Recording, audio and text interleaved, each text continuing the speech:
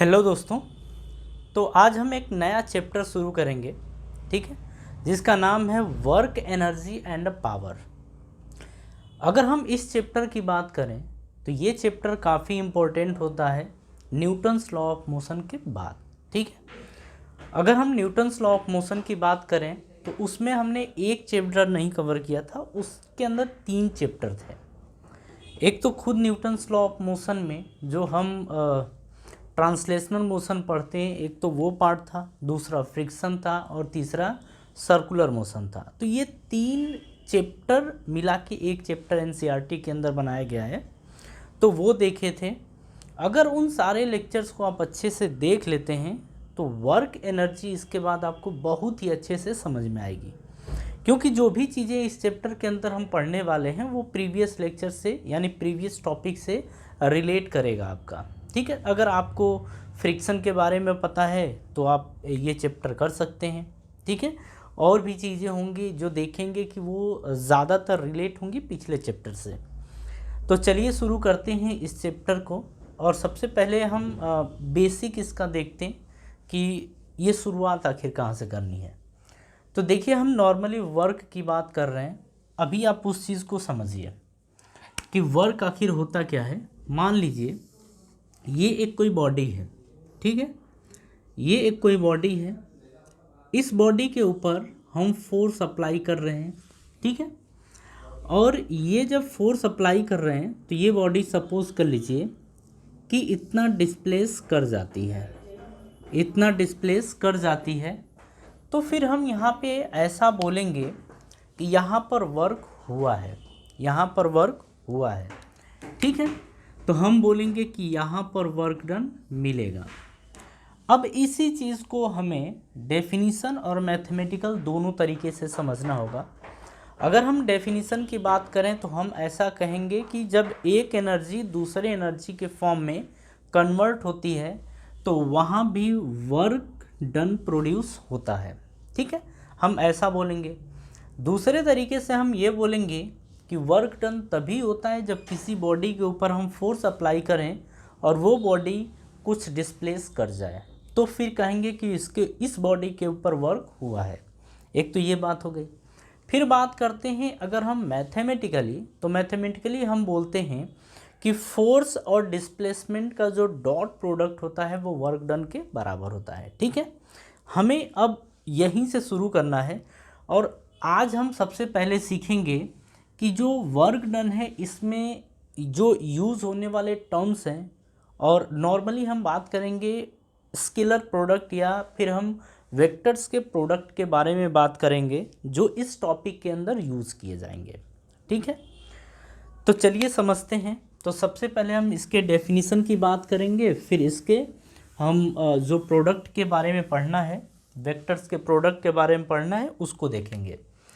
तो देखिए, अगर हम डेफिनीशन की बात करें तो हम बात कर रहे हैं वर्क के बारे में कि आखिर वर्क होता क्या है। तो हम ऐसा बोल सकते हैं कि it is that process by which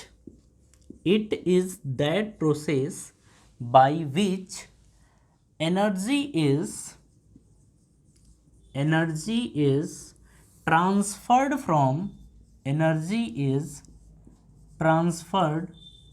from one body to another, एक तो हम ये बोल सकते हैं कि एक बॉडी से दूसरे बॉडी में अगर एनर्जी ट्रांसफ़र होती है तो वहाँ भी वर्क होता है, ठीक है। इसकी एक और डेफिनेशन चाहें तो हम लिख सकते हैं, ये चीज़ हमने आपको पहले ही बता दिया था। दूसरी चीज़ अगर हम बात करें तो हम कहेंगे कि in physics work is said to be done on a body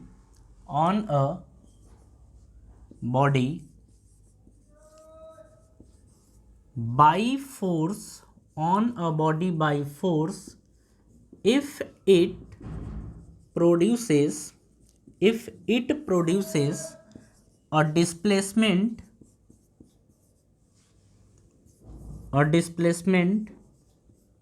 in a body।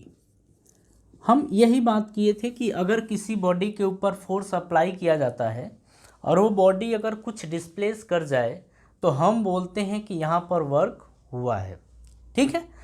अच्छा, एक और इसकी डेफिनेशन होती है और इसी डेफिनेशन को हम यूज़ करने वाले हैं।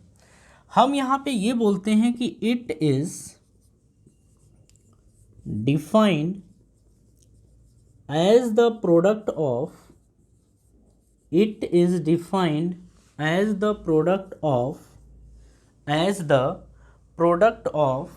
the force and displacement produced by it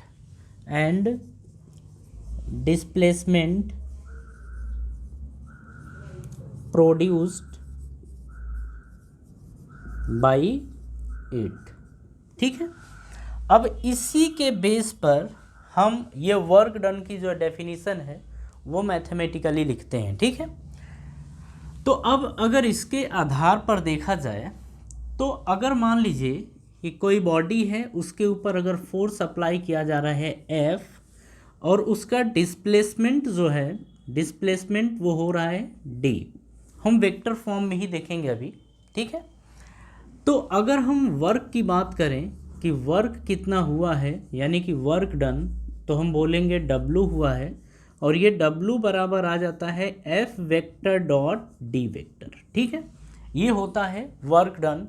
हमने बोला कि ये होता है defined as the dot product, ऐसा बोल सकते हैं कि प्रोडक्ट या dot product, defined as the dot product आप लिख लीजिए यहाँ पर। तो डॉट प्रोडक्ट हो गया, इसको जब ओपन करेंगे तो ये आएगा एफ डी कॉस थीटा के बराबर। ठीक है। क्योंकि जब जब यहाँ पे डॉट हटता है फिजिक्स में तो वहाँ पर आता है कॉस थीटा। क्या आता है? Cos theta. ठीक है। ये हो गया। चलिए, इतनी बातें तो हम समझ गए कि ये होता है। अब हम बात करेंगे इसी डॉट के बारे में, और इसको अगर वेक्टर में यूज़ किया जाए तो हम वहाँ पे बोलते हैं डॉट प्रोडक्ट या स्केलर प्रोडक्ट। ठीक है। तो हम इसमें समझेंगे स्केलर प्रोडक्ट के बारे में कि स्केलर प्रोडक्ट आखिर होता क्या है। उसके बाद हम प्रॉपरली वर्क डन के बारे में बात कर पाएंगे। अदरवाइज इस टर्म को अगर हम ये बेसिक नहीं सीखते हैं तो फिर हमें ये चैप्टर करने में दिक्कत होगी। अगर आपने पिछले और बेसिक चैप्टर्स न पढ़े हों तो आपको इस चैप्टर में कोई दिक्कत ना हो। अगर आपको बेसिक भी ना पता हो तो हम वो आपको करा दे रहे हैं। ठीक है, जिससे आपको कोई दिक्कत इस चैप्टर के अंदर ना हो। तो देखिए, अब हम बात करने जा रहे हैं स्केलर प्रोडक्ट के बारे में।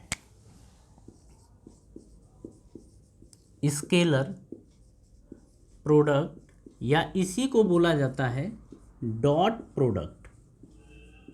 स्केलर प्रोडक्ट या डॉट प्रोडक्ट इसी को हम बोलते हैं। ठीक है। अब इस चीज़ को आप समझिएगा। जैसे देखिए, मान लीजिए ये रहा एक वेक्टर और दूसरा वेक्टर ये रहा। अब वर्क डन से थोड़ा सा हम बाहर आते हैं और स्केलर प्रोडक्ट को समझते हैं, फिर से वर्क डन की तरफ अपन मूव करेंगे।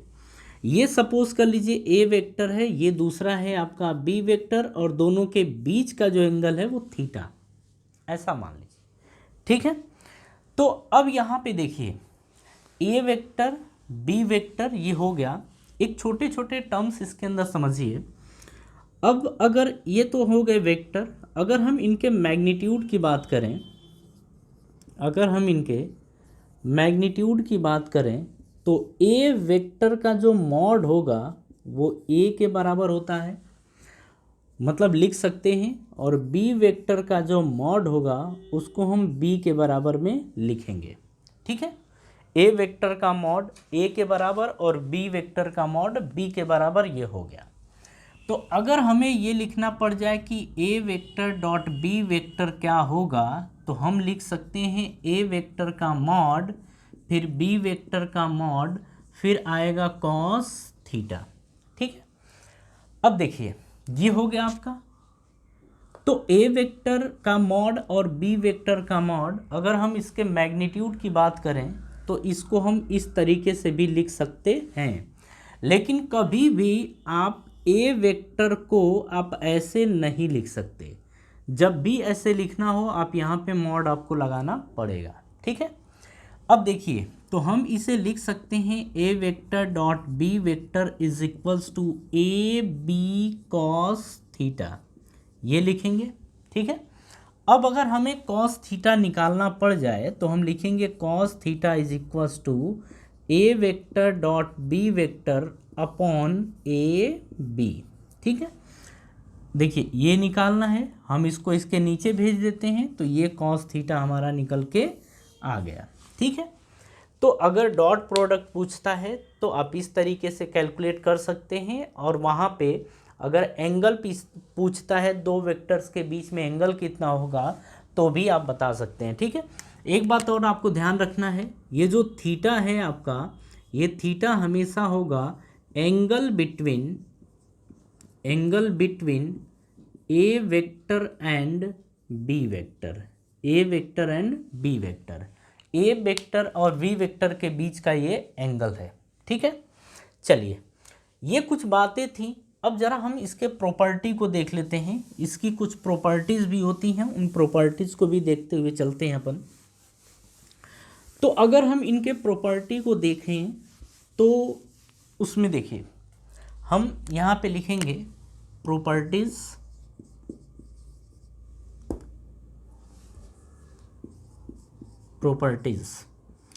इसमें फर्स्ट देखिए, हम यहाँ पे बोलते हैं कि जो डॉट प्रोडक्ट होता है वो हमेशा स्केलर प्रोडक्ट होता है, ठीक है।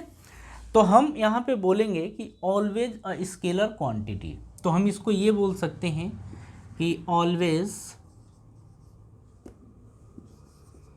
अ स्केलर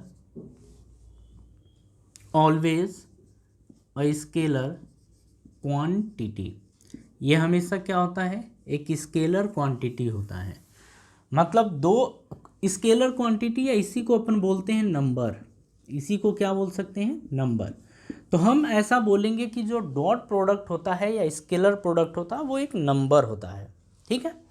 सेकेंड की अगर हम बात करें तो सेकेंड हम ये बोल सकते हैं कि A vector dot B vector जो होता है उसको हम लिख सकते हैं B vector dot A vector. जैसे 5 इंटू 3 लिखिए या 3 इंटू 5 लिखिए, दोनों की वैल्यू कितनी होगी, 15 होगी। वैसे ही अगर हम बात करें कि ये एक नंबर है, मतलब इसका जब डॉट प्रोडक्ट करते हैं तो एक नंबर मिलता है, यानी स्केलर क्वांटिटी मिलती है, तो हम इसको ए डॉट बी वेक्टर लिख दें या B vector dot A vector लिख दें, बोथ आर सेम, ठीक है। नेक्स्ट की अगर बात करें तो थर्ड में हम ये बोल सकते हैं कि A vector plus B vector plus C vector, तो इसे हम लिख सकते हैं A vector dot B vector plus B vector dot A vector, हम इसको ये लिख सकते हैं, कोई दिक्कत नहीं है, हम ऐसा लिख सकते हैं। बात ये समझ में आ गई। एक चीज़ और आप यहाँ समझिए कि अगर ए वेक्टर डॉट बी वेक्टर है तो इसे हम लिख सकते हैं ऐसा ए बी कॉस थीटा, या इसे हम चाहें तो ऐसे भी लिख दें कि ए बी कॉस थीटा, या इसे चाहें तो हम लिख सकते हैं बी ए कॉस थीटा। सभी की वैल्यू आपस में क्या होगी, बराबर होगी, ठीक है। मतलब ऐसे आप लिख सकते हैं और सबकी वैल्यू बराबर होती है। तो ये भी बात आपको ध्यान रखनी पड़ेगी, ठीक है। चलिए, इतनी बात समझ में आ गई। अब हम इसमें कुछ और बातें करेंगे।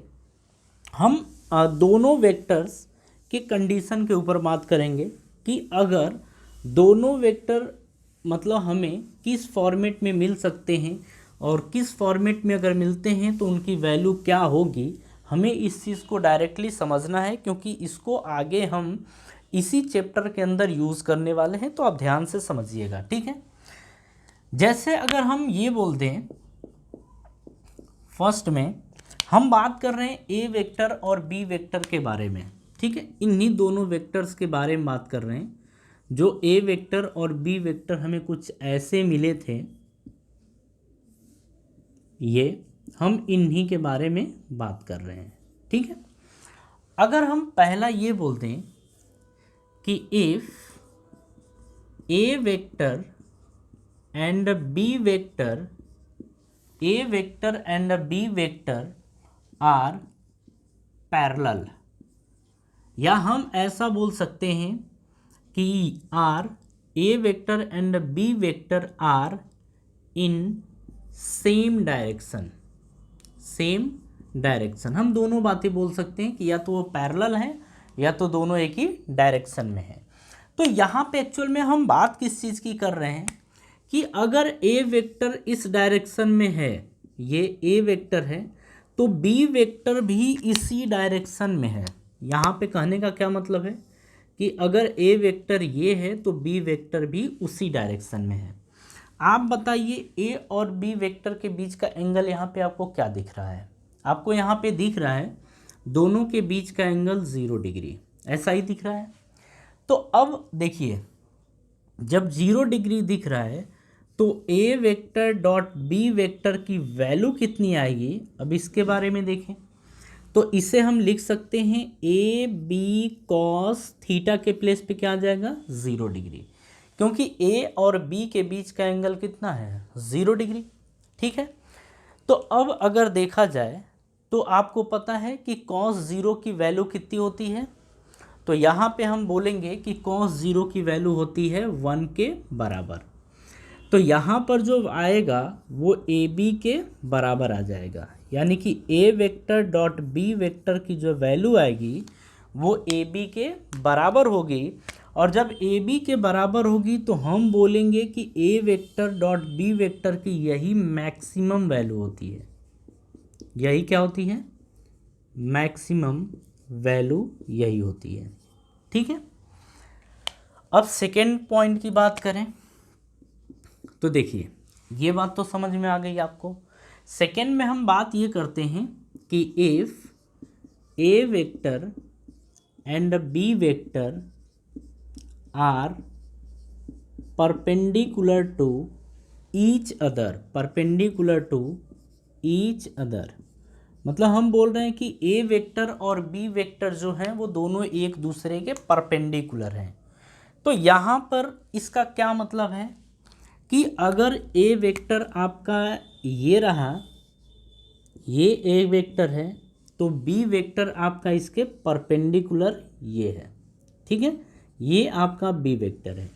तो अगर हम यहाँ पे थीटा की बात करें तो थीटा की वैल्यू कितनी होगी, 90 डिग्री। क्लियर है?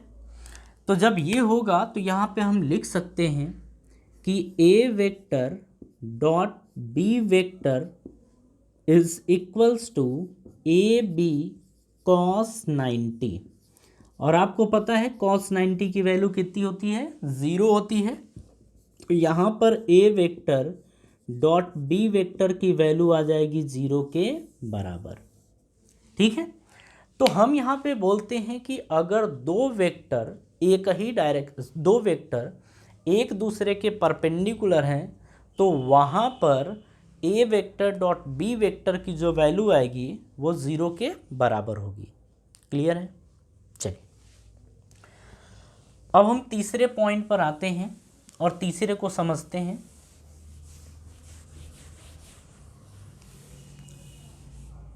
चलिए, सेकंड ऐसे रहने दीजिए, अभी इसको भी इरेज कर रहे हैं।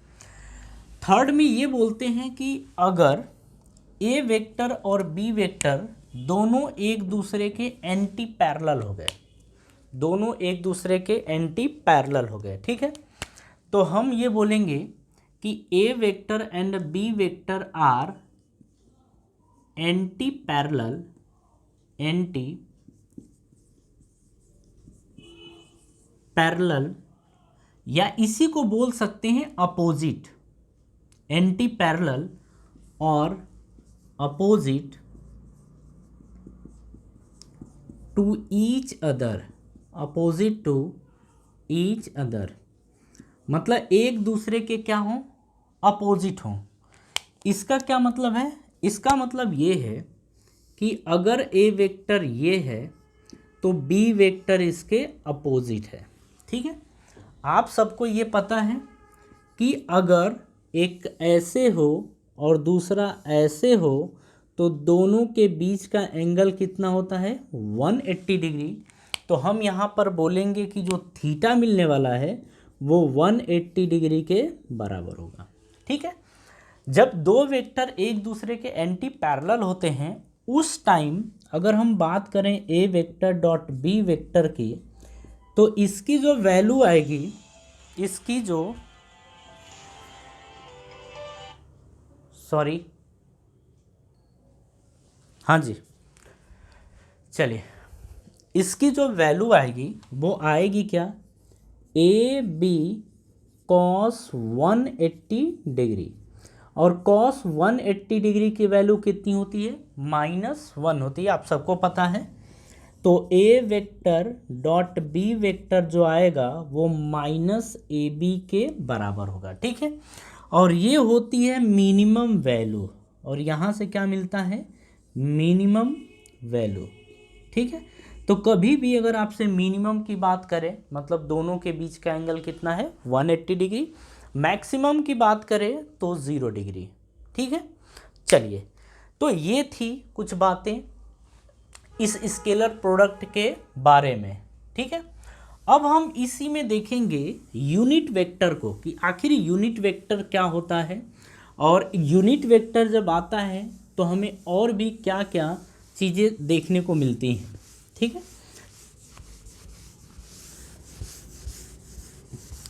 हाँ जी, चलिए, तो अब हम बात करने वाले हैं यूनिट वेक्टर के बारे में।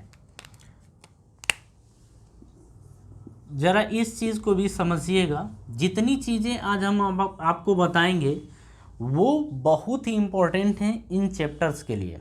ठीक है, चलिए, अब यूनिट वेक्टर समझने से पहले अब ज़रा इसे देखिए।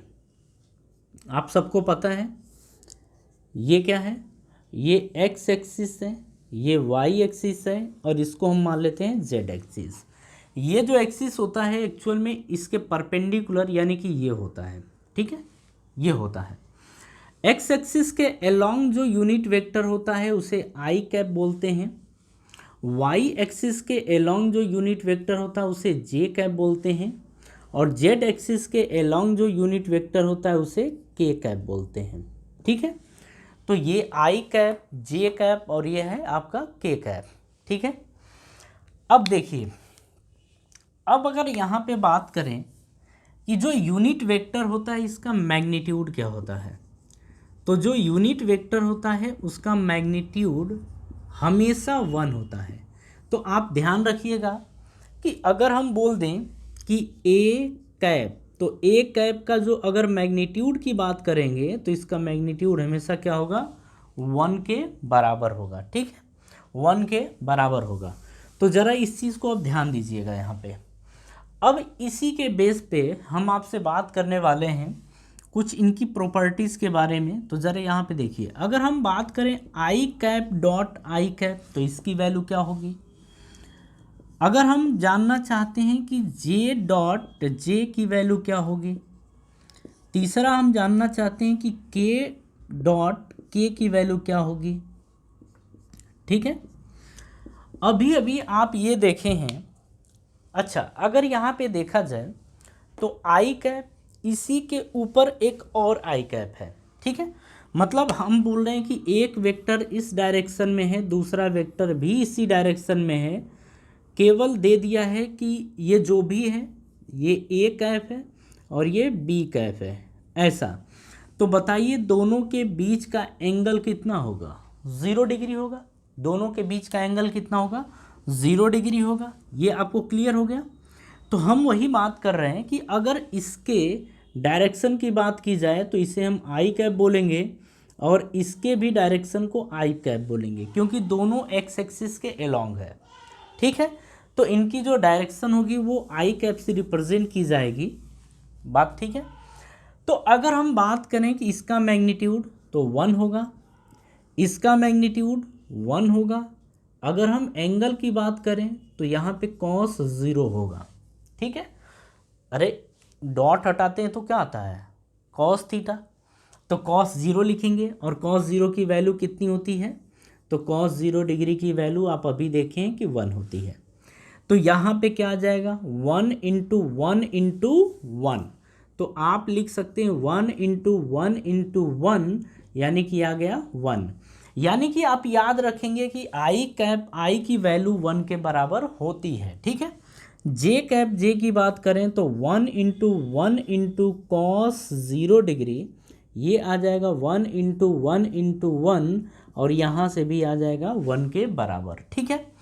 यहाँ से अगर बात करें के डॉट के कैप की, तो 1 इंटू 1 इंटू कॉस 0, क्योंकि देखिए के कैप दोनों की डायरेक्शन क्या है, सेम है, एक ही डायरेक्शन है, तो एंगल क्या होगा 0, तो यहाँ से भी 1 इंटू 1 इंटू 1 यानी कि 1 के बराबर आएगा, ठीक है। तो आप एक बार ऐसे समझ सकते हैं कि जो आई डॉट आई होता है, इसकी जो वैल्यू होती है वो जे डॉट जे के बराबर होती है, और जो इनकी वैल्यू होती है वो के डॉट के बराबर होती है। तो ये बात आप ध्यान रखेंगे कि I dot I, J dot J और के डॉट के सबकी वैल्यू 1 के बराबर होती है। तो एक पॉइंट आपको ये याद रखना है। बात समझ में आ गई? चलिए ये ज़रा कॉपी कर लीजिए इस चीज़ को, फिर आगे इसके हम समझते हैं, ठीक है।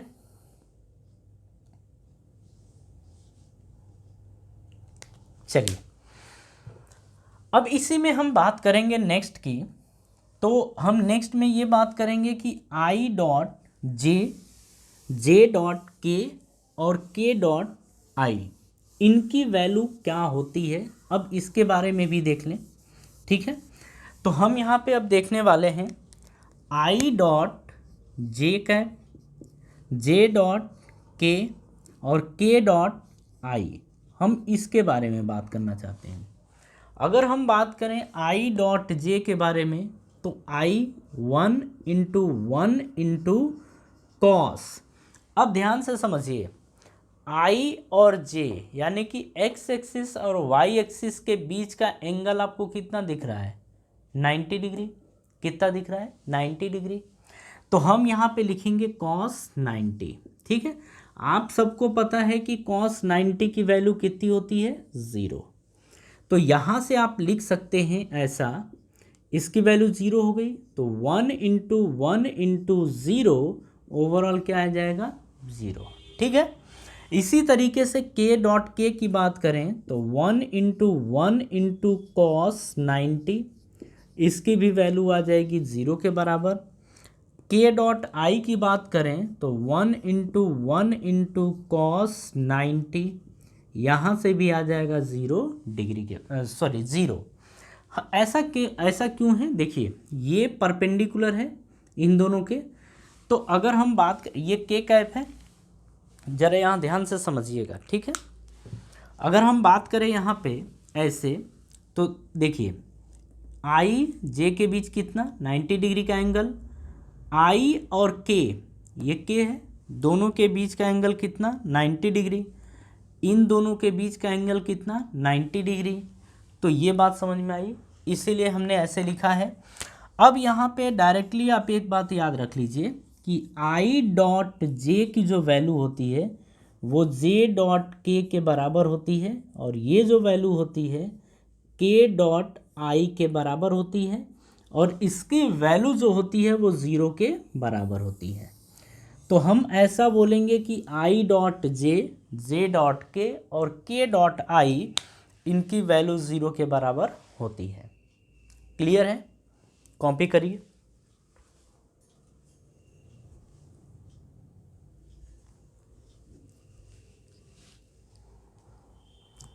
चलिए अब इतनी बातें आपको समझ में आ गई हैं। इसमें कुछ बातें और अपन सीखेंगे इसके बारे में।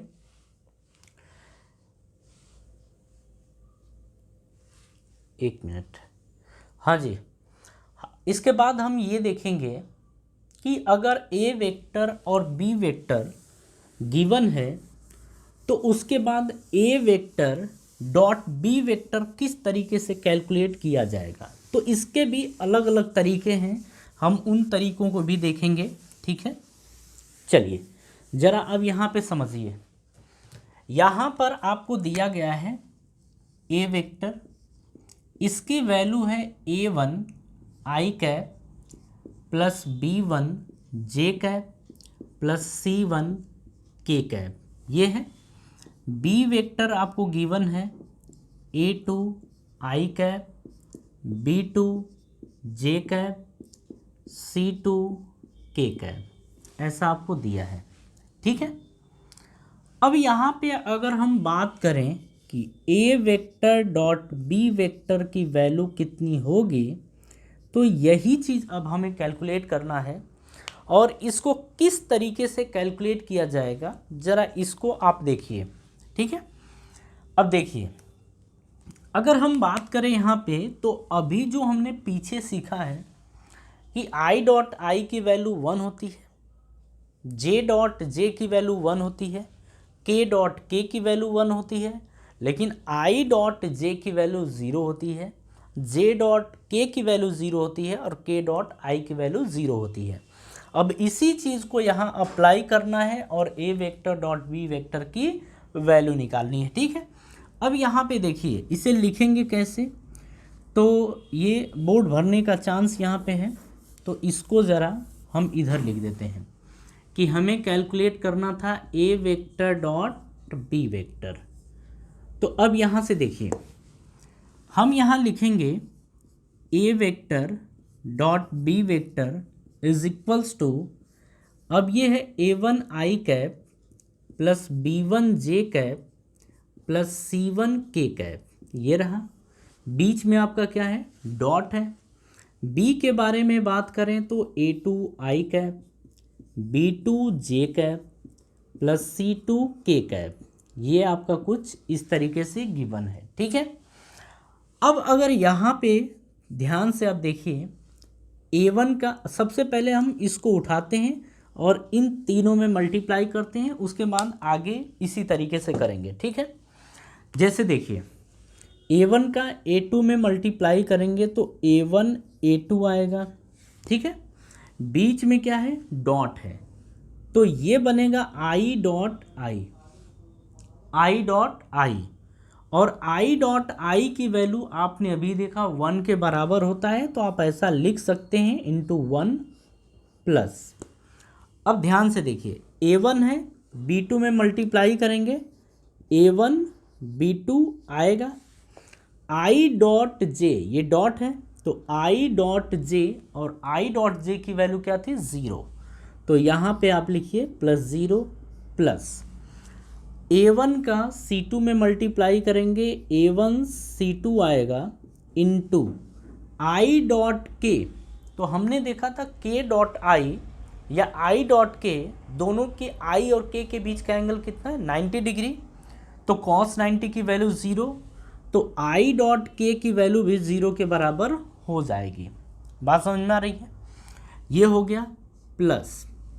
अब इसकी बात तो ख़त्म, अब हम इसके ऊपर देखेंगे, b1 का मल्टीप्लाई करेंगे a2 में, क्या आएगा, b1 इंटू a2, यहाँ से j डॉट आई, j और i के बीच का एंगल कितना है, 90 डिग्री, तो cos 90 की वैल्यू 0, तो यानी कि j और i का जो डॉट प्रोडक्ट होगा 0 के बराबर, तो ये 0 आ जाएगा। फिर लिखेंगे प्लस b1 का b2 में मल्टीप्लाई करेंगे तो b1 b2, और ये रहा आपका j और ये भी रहा j, तो j डॉट j कितना होता है, 1 के बराबर। फिर प्लस b1 का c2 में मल्टीप्लाई करेंगे तो आएगा b1 c2 into J dot के, और जे डॉट के की वैल्यू क्या होती है, 0 होती है। बात समझ में आ रही है ना।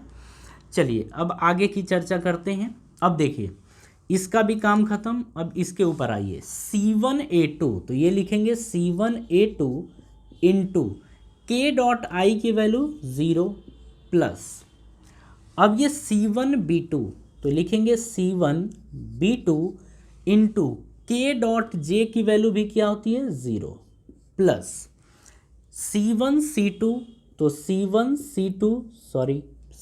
C2 और K डॉट K की वैल्यू क्या होती है, 1 के बराबर होती है। ठीक है, ये चीज़ हो गया।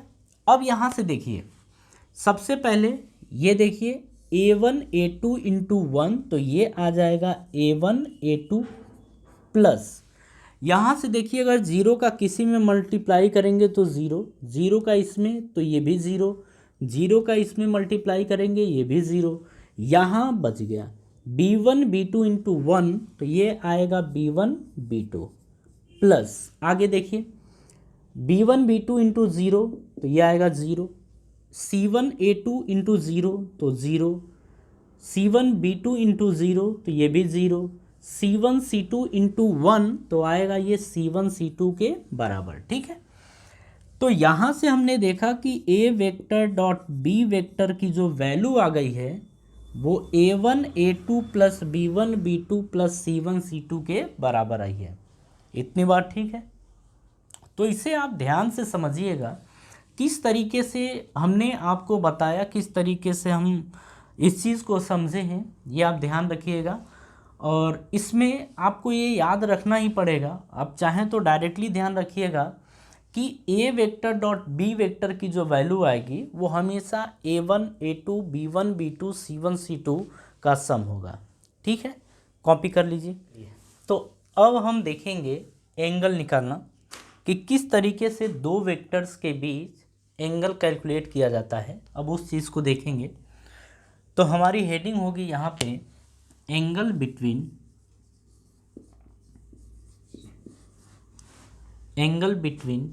A vector and B vector. ठीक है, एक तो आपने देखा था अभी कि जैसे A vector dot B vector is equals to AB cos theta, और यहाँ से आपने देखा था कि कॉस थीटा निकालते वक्त A vector dot B vector upon AB हो जाता था। उसी चीज़ को हम थोड़ा सा दूसरे फॉर्मेट में लिखेंगे, दूसरे तरीके से लिखेंगे। और देखिए यहाँ पर जो वैल्यू दे रखी है वो दे रखी है A वेक्टर की।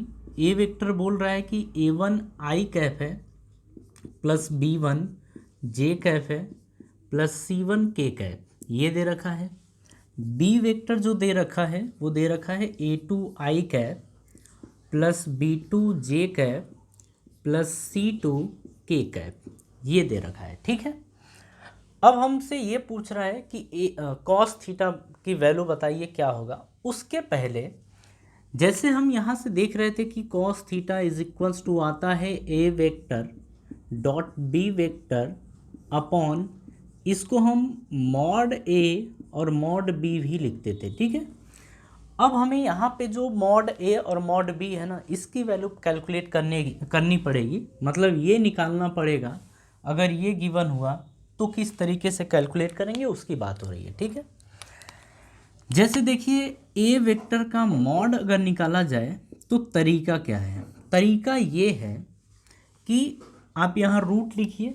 ठीक है, A1 है यानी I कैप जो है उसका कोफिशिएंट यानी A1 का स्क्वायर करिए, प्लस J का जो कोफिशिएंट B1 है B1 का स्क्वायर करिए, प्लस K का कोफिशिएंट C1 है तो C1 का स्क्वायर करिए।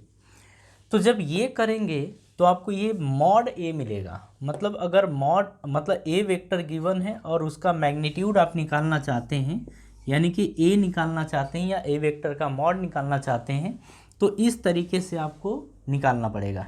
ठीक है, उसी तरीके से अगर हम B वेक्टर का मॉड निकालें यानी कि B की वैल्यू निकालें, तो ये होगा रूट में I कैप का तो A2 का स्क्वायर प्लस B2 का स्क्वायर, इसका कोफिशिएंट प्लस C2 का स्क्वायर, ये आ जाएगा। ठीक है, तो A और B की वैल्यू निकल आई। अब देखिए आगे, ये दोनों हम निकाल चुके हैं। ठीक है, इसके पहले की अगर बात करें तो अभी हमने देखा था कि A vector dot B vector कितना होता है। तो हमने देखा था कि A vector dot B vector की जो वैल्यू आती है वो A1 A2 plus B1 B2 plus C1 C2 ये होती है। ठीक है, तो जब ये सारी चीज़ें मिल गई तो अब हम बात करेंगे कॉस थीटा की। तो कॉस थीटा इक्वल्स टू क्या आएगा, ए वेक्टर डॉट बी वेक्टर। तो ए वेक्टर डॉट बी वेक्टर की वैल्यू ये रही, यानी कि a1 a2 plus b1 b2 plus c1 c2 upon में, अब देखिए मॉड ए और मॉड ए की वैल्यू ये दे रखी है, ठीक है। तो आप ऐसे लिखेंगे रूट में a1 का स्क्वायर प्लस b1 का स्क्वायर प्लस c1 का स्क्वायर, ये रहेगा। फिर इनटू, अब देखिए ये मॉड बी लिखा है और मॉड बी की वैल्यू ये रही, ठीक है। तो आप लिखेंगे रूट में a2 का स्क्वायर प्लस b2 का स्क्वायर प्लस c2 का स्क्वायर, और इस तरीके से आपका निकल के आ गया कॉस थीटा, यानी angle between A vector and B vector.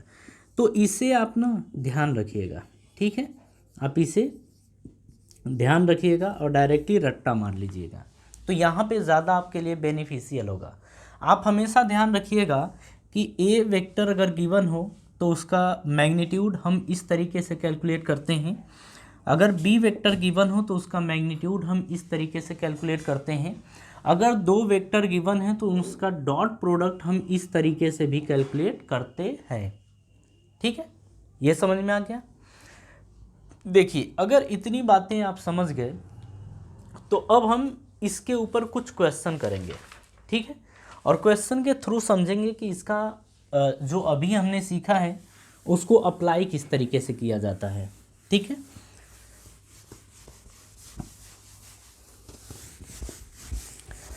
चलिए देखिए, अगर हम इस चैप्टर की बात करें तो इस चैप्टर में हम अभी आपको एकदम बेसिक चीज़ें बता रहे हैं जो आपको इस चैप्टर के लिए जानना बहुत ही ज़रूरी है, तो आप इन बातों को अच्छे से ज़रूर समझिएगा, ठीक है। चलिए अब क्वेश्चन की हम बात करते हैं। तो आप समझिए, ये एनसीईआरटी का क्वेश्चन है, 6.1 एग्जाम्पल है, तो हम इसी से शुरुआत करते हैं, ठीक है। और उसमें दूसरा जो पॉइंट पूछा है उसके बारे में अभी बात नहीं करेंगे, अभी आप इस क्वेश्चन को एकदम अच्छे से समझिएगा, ठीक। फिर हम आपको कुछ होमवर्क भी प्रोवाइड करेंगे। यहाँ पे दे रखा है कि जो एफ वेक्टर है वो 3i कैप के बराबर, 3i cap plus 4j cap plus 5k cap, ये दे रखा है। अगर यहाँ पे बात करें डिस्प्लेसमेंट वेक्टर की तो ये दे रखा है अपने को 5i cap plus 4j cap plus 3k cap, ये दे रखा है, ठीक है। हमसे यहाँ पे पूछ रहा है कि आप बताइए कि इन दोनों के बीच का एंगल कितना होगा, मतलब find the angle between F vector and D vector. तो फाइंड एंगल, ये अब हम एंगल कैलकुलेट करना है, किस तरीके से कैलकुलेट किया जाएगा आपने अभी तरीका देखा। तो हमें सबसे पहले इसमें ज़रूरत क्या पड़ेगी, हमें ज़रूरत पड़ेगी कि आप F vector dot D vector सबसे पहले निकालिए। तरीका क्या था, आई कैप का जो मैग्नीट्यूड है उसको मल्टीप्लाई करिए, तो 3 5 जा कितना आएगा 15, फिर प्लस था, देखिए a1 a2 plus b1 b2, तो b1 b2 4 4 जा 16, ये आएगा, प्लस c1 c2 तो 5 3 जा 15, ये आ जाएगा, ऐड करेंगे तो ये आएगा 46, ठीक है। F vector dot D vector तो मिल गया। हमने ऐसा क्यों किया, क्योंकि अगर कॉस थीटा को देखा जाए तो ये क्या आएगा, F vector dot D vector, sorry D vector upon F vector का मॉड और डी वेक्टर का मॉड, ये आएगा कॉस थीटा। तो अब तो एफ डॉट डी तो निकाल चुके हैं, एफ वेक्टर का मॉड हम निकालना चाहते हैं, ये आएगा रूट में, देखिए इसका कोफिशिएंट 3, तो 3 का स्क्वायर प्लस जे कैप का कोफिशिएंट 4, तो 4 का स्क्वायर प्लस इसका कोफिशिएंट 5 का स्क्वायर, ये आ जाएगा, 3 3 जा 9 16, 9 16 कितना 25, 5 का स्क्वायर 25, ये आपका आ जाएगा रूट 50 के बराबर।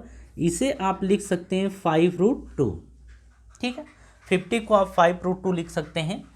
अब यहीं पे बात करें कि डी वेक्टर का जो मॉड आएगा वो कितना होगा, तो रूट में, अब देखिए ये है आपका 5 का स्क्वायर प्लस ये आपका 4 का स्क्वायर प्लस ये आपका 3 का स्क्वायर, इसे भी आप जोड़ेंगे तो ये 50 आएगा, यानी 5√2 होगा। ठीक है, अब सारी वैल्यूज़ को यहाँ पुट अगर करें तो यहाँ से देखिए कॉस थीटा बराबर आपका आएगा F vector dot D vector. तो एफ वेक्टर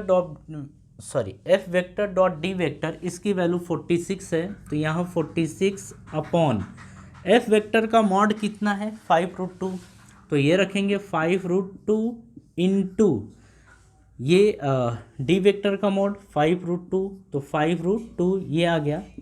अब अगर देखा जाए तो 46 अपॉन 5 और √2 का √2 में मल्टीप्लाई करेंगे तो कितना आएगा 2, तो ये आएगा 46 बाई, अच्छा इसको कट कर देते हैं, यहाँ पे 2 2 ज़ा 4 2 3 ज़ा 6, यानी ये आ गया 23/25 के बराबर। ठीक है, तो ये आ गया आपका कॉस थीटा। तो यहाँ से थीटा अगर देखा जाए तो कॉस इनवर्स ये आएगा 23/25 के बराबर, तो ये कॉस थीटा निकल के आ गया। इतनी बात समझ में आ गई। तो इस तरीके से अगर एंगल पूछता है तो इस तरीके से कैलकुलेट किया जाएगा। सबसे पहले आप कैलकुलेट करेंगे F vector dot D vector, उसके बाद निकालेंगे एफ वेक्टर का मॉड, उसके बाद डी वेक्टर का मॉड, और आप इनको फॉर्मूले में जब पुट करेंगे तो ये आपका आंसर आएगा। ठीक है, चलिए अगर ये आपको समझ में आ गया है तो अब आप कुछ होमवर्क लिख लीजिए, मतलब आप खुद ट्राई करिए कि ये क्वेश्चन आपसे सॉल्व हो पा रहा है कि नहीं हो पा रहा है। अगर आप क्वेश्चन सॉल्व कर लेते हैं तो आप अपना आंसर कमेंट बॉक्स में डाल सकते हैं। ठीक है, और जैसा